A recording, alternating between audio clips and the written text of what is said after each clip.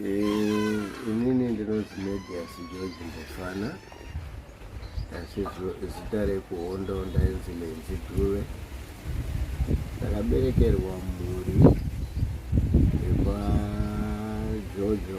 Masenemu edu tine masenemu anokwana kuita 2-3. Mbofana, Handuru, Chashaya, kwose iwayo masenemu emudzinza. Baba vangu ndivo vainge vari munhu akatanga kuberekwa nasekuru, ukazoita vanin'ina vavo vanokwana kuita 3. Ini mukati medzinza redu, dzinza kwababa kana kuti kuvana vababa, ndini mukomana mukuru, asi dzimwe dzimba idzi kune vakuru vanga vachidarika ini. Ndakura mukati memhuri imomo. Ndakadzidza pachikoro chinonzi Chadereka Primary School, chiri kuChadereka ikoko kunova kuMuzarabani.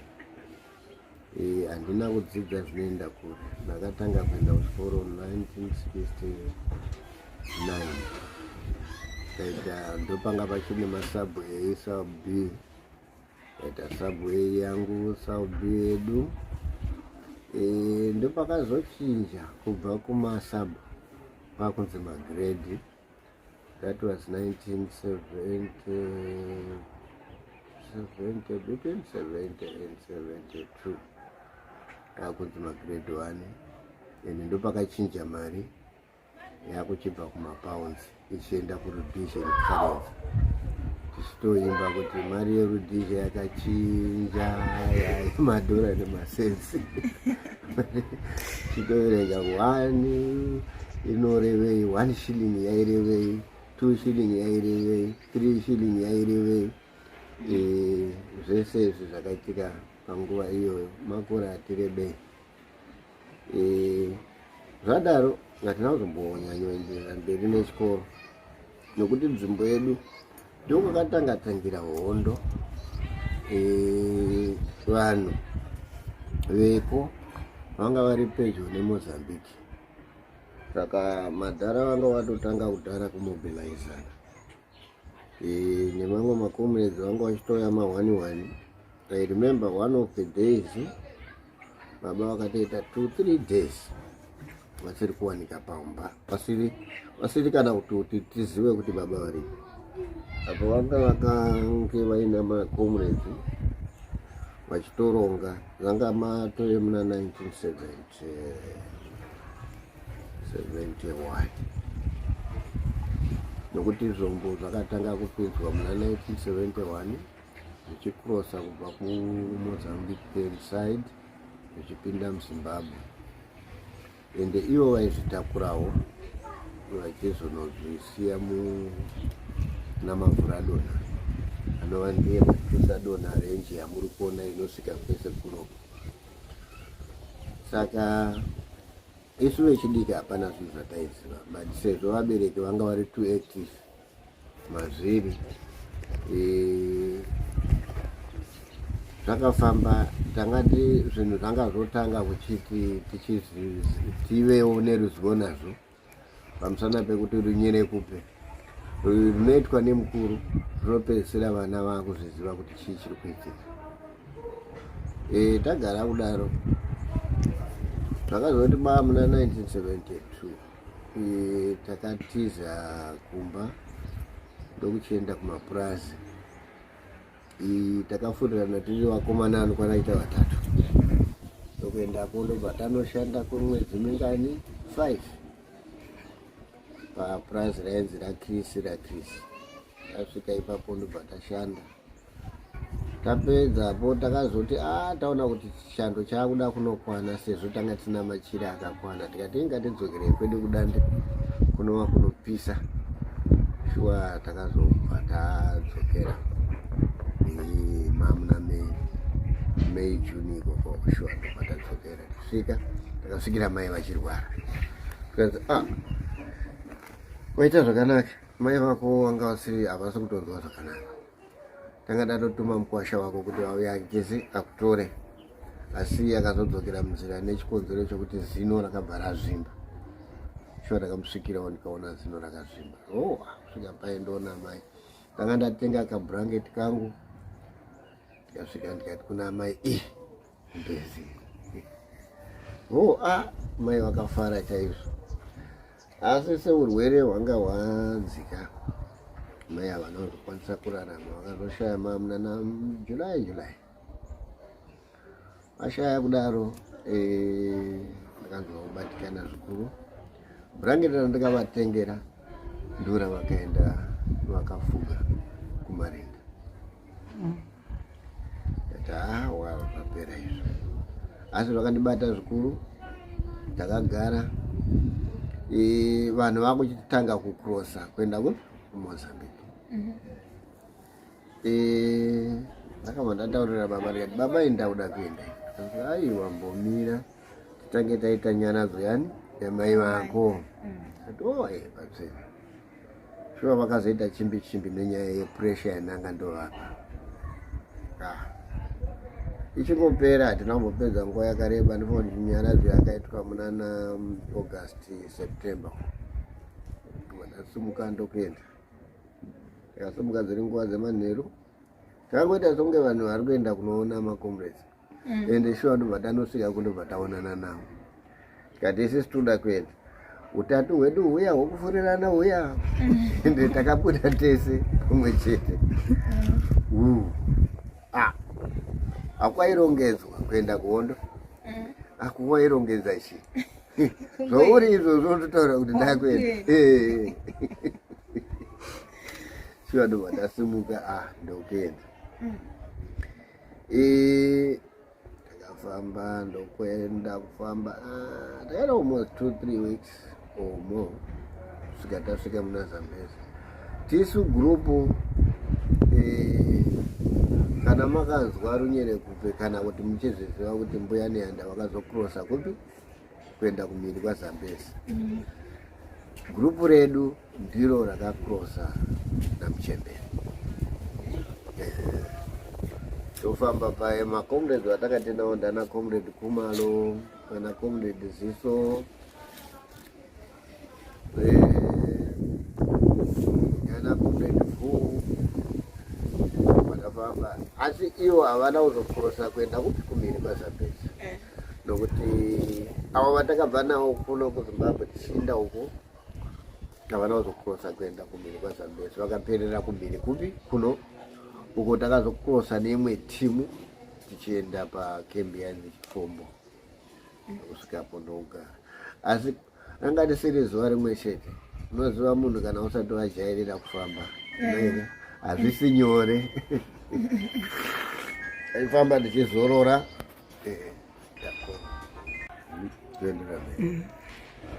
Tasvika pana Zambezi, takaita mazuva anofanira kuita 2. Ava vakomana vachiongorora kuona kuti maComrades vachiongorora kuona kuti kumhiri uko kwaZambezi kwanga kwakanaka here, hakuna here maputikezi masoja vakarindira ikoko. Shuwa takaita mazuva 2 nechitatu racho manheru, ndobva tazokwira Mwadiya. Ipapo yanga isinoka mabody engine emiti iwaya. Takaita zvikwata zvinokwana kuita zvinenge 3, vashoma tichiyambuka kudzimara tasvika mhiri. Takafamba ndosvika pakembi yainzi Chifombo. Tasvika ipapo takagarapo mazuva anokwana apo ndoba takatomboti garei, nokuti paida kugadziriswa kuona kuti idzo mota dziri kubva Tanzania kana kuti dziri kubva muZambia kuRusaka taizofambiswa sei. Takabva ipapo shuwa ndobva tazoti garei chipo chemasvondo 2 ndokuzodarikira kufamba kuenda kuTanzania. Takazosvika kuTanzania musi wa8 December 1972. ende kuno ku Zimbabwe side tanga tabva musi wa, if I'm not mistaken, inofanirwa wanga uri musi wa 8 October kana kuti November, pakati paOctober naNovember ndopatakabva kuno kuZimbabwe side. Asi muTanzania paMugagao training camp takasvikapo musi wa 8 December. We were the first group tichisvika ipapo, ranga riri the first highest number recruits tanga tabva kuno kuZimbabwe tajoina hondo. We were 63 isi takatanga kusvika paMugagao ipapo, kusvika paya tambirwa. Ndini ndanga ndiri the youngest pagrupu iroro,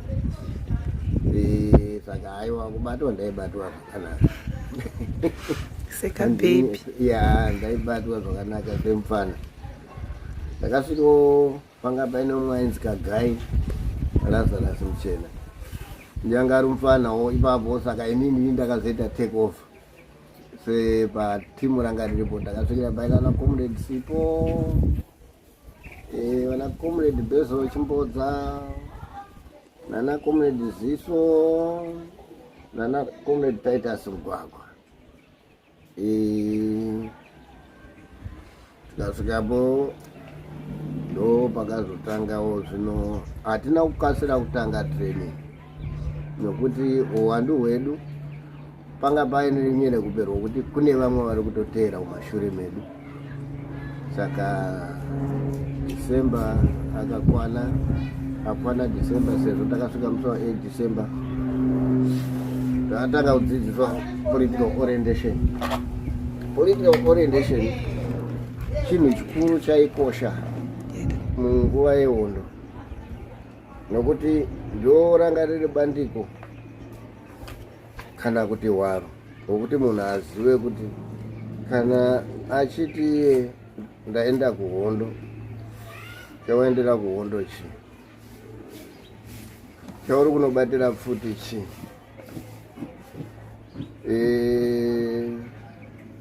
Political orientation yaikwanisa kuitwa a month, 1 month pasina zvimwe zvinhu zvamuri kuita, chingoti kuseni kuya munomuka muchienda henyu kunoita toi mukadzoka modya breakfast renyu mopedza makuenda kuma-political lessons. Zvinhu zvizhinji zvatainyanya kudzidza kwanga kuri kuda kuona kuti ko chinonzi udzvanyiriri chacho chii, kunonzi kudzvanyirirwa kwacho chii. Okay, kana tichiti isusu vanhu vatema naika takadzvanyirirwa zvairevei, maadvantage nemadisadvantage anga achiwanikwa kuvanhu vatema ndati, asi tichitaura in general, otherwise vanhu vatema vanga vasina maadvantage. Tanga tingori nhapwa dzanga dzichingoshandiswa mumapurazi, tisu taigobora minda, hakuna muchena anga achibata badza kupinda munda achisakura, hakuna. Ende hakuna muchena aigara kuivhu risina, kuivhu rakashata, hakuna. Vanga vakatora minda, vakapamba minda, vakadzinga vanhu munzvimbo naika. Saka ndo dzidziso huru yanga iripo. Dzidziso iyi yanga ine chinangwa chokuti munhu uone kuti kana wabata pfuti, watrenwa kuti wakuya kunorwisa muvengi, chinangwa chaunenge wakatarisana nacho ndechipi. Haungoti vanhu ukasvika vanhu vakatadzirana naika, ndo pamunonzwa paye shoko rinonzi vatengesi. Pamwe vanhu mumamisha munomu vaingovengana vachiti vakaona makomrades vataurira kuti uyu mutengesi. Saka izvozvo pfungwa izvozvo taidzigezwa, nokuti iva neongororo yekunyatsoona kuti chokwadi wagutsikana here kuti munhu mutengesi, chii chaitika, chii chaaita chinotaridza kuti shuwa mutengesi. Saka zvinhu zvese izvozvo taipirwa ruzivo rwakakwana rwokuda kuti tishande mune zvakanaka. Sezvo vese vaibva uko vatrenwa vachipinda muno vachirwisa vapambe pfuma, hatanga tisina munda wekuti tinorima chikafu, tinowana usavi, tine magadheni bodo, chikafu taichiwana kuruzhinji. Saka kuwirirana noruzhinji vaivaka ukama hwemakomredzi neruzhinji rwevanhu. Saka dzidziso dzese idzodzo dzanga dzakakosha zvikuru, nokuti ndo hwanga huri hwaro hwekuti hondo ienderere mberi, ndo hwanga huri hwaro hwekuti ruzhinji ruzive nokuona nokubatisisa chimiro chinangwa chehondo yechimurai yechipiri. Saka ndakagarako kuTanzania. Yes, training yedu yakazotanga zvayo muna January 1973.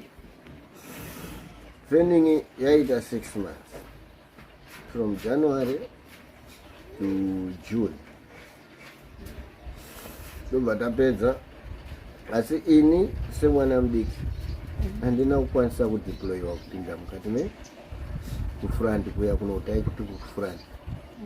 Yes, ndakagara ndiripo pamugagawo 73 yoyo 74 takazoshifta kubva kuold camp mugagawo tichienda kunew camp. Kunew camp kwanga kwakavakwawo zvakanaka, kwanga kune midhuri yakanaka. Saka ikoko ndokotanga togara ende tanga tava mainstructor. Inini ndanga ndaitwa allocated kupi, ndanga ndaitwa attached kumedical department. Rinova bandiko randakashanda zvakanyanyisa kubva 1973 yoyo kusvikira ndazopinda mufront. Front takati nguva yedhitandi yakwana. Dhitandi rakaitika 1975, tanga tapiwe kunew camp. Tisu group rakanyora yamunonzwa ichinzi Mugagawo Declaration. I am part of the group.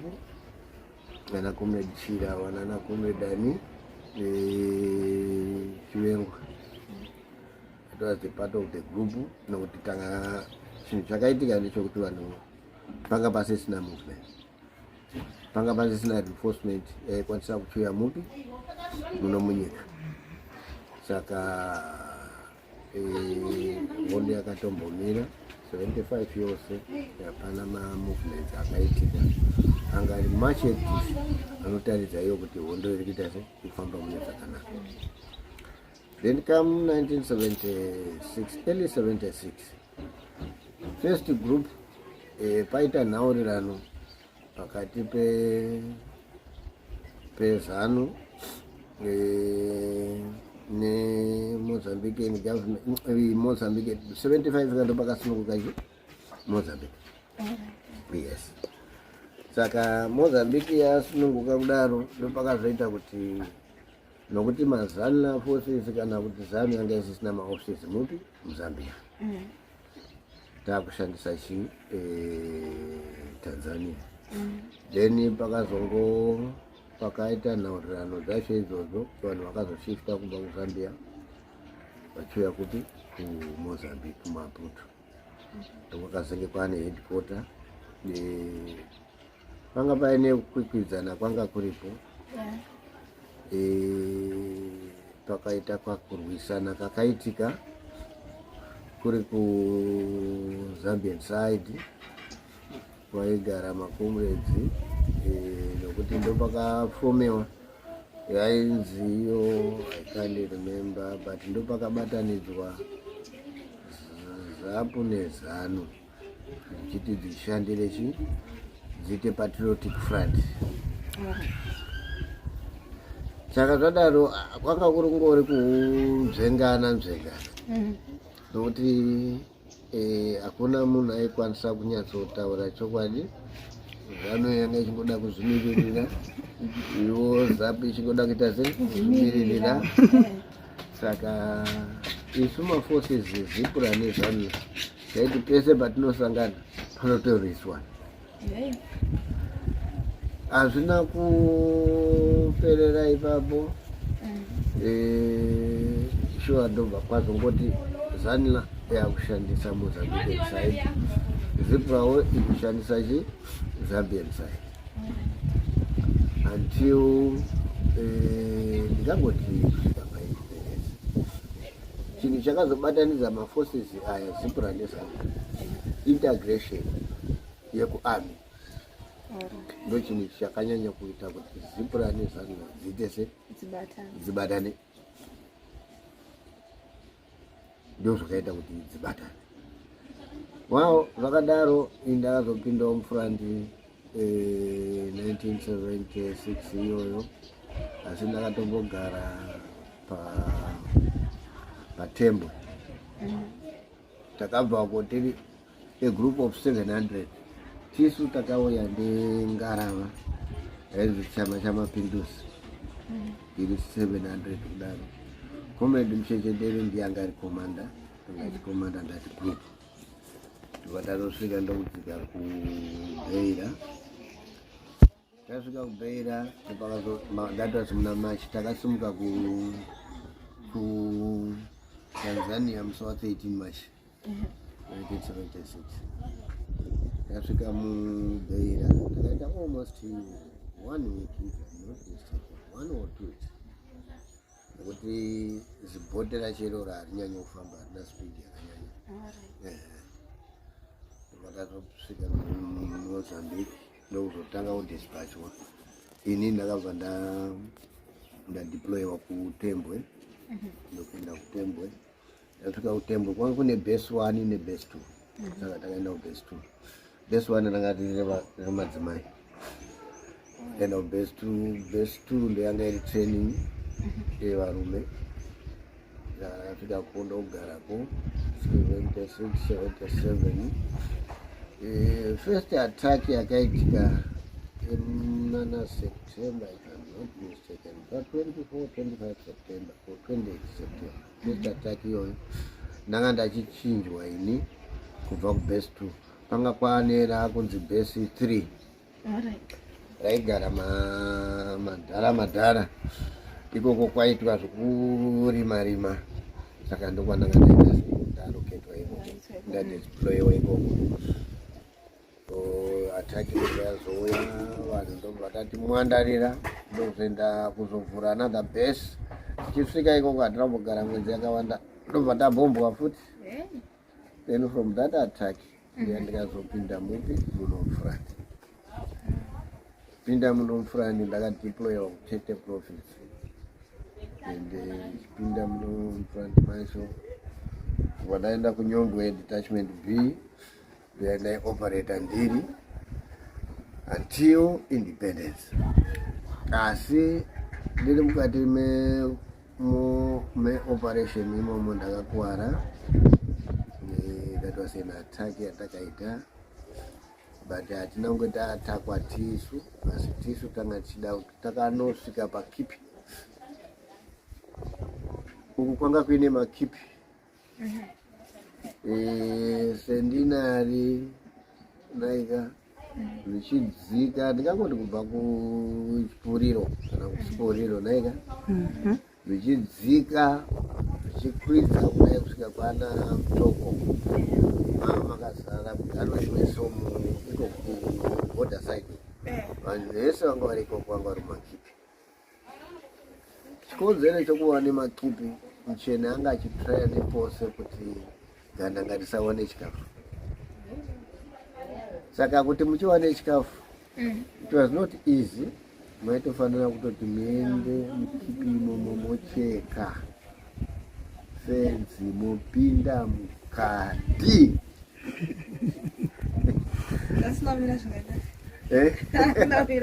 zvanga zvisiri nyore saka takati one of the days andakakuwara iroro ndinda ndakabata bhazuka apo ndine medical kit yangu kumusana pinda paya chekwa fence yachekwa fence kupinda mupi mukati tichangoti pinde just I'm sure 3-4 meters tichangopinda ndakanangwa ndirini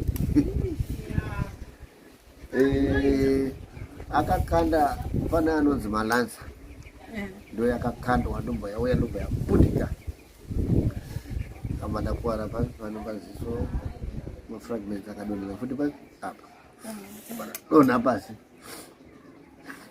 pasi kudaro dani wakomana iyo hondeyo akamba ndaridza ndatumirachi shewere rebazoka kumuleti wangu ndikuwaza ndikati ndokuzoita kava paya saka paipapo so iwozea ndakanzwa kubatikana batikana wakanyanya akukanda rimwe nemagomera ndokwaudibvutira chema nehasha yakarumbe chibuda kunzo kuri safe kumana ndobva wapinda mukati saka hana asingatimirire ipapa ndikasvika ipapa ndodzoka kubatikana ndinodzoka kubatikana naasingatimirire ipapa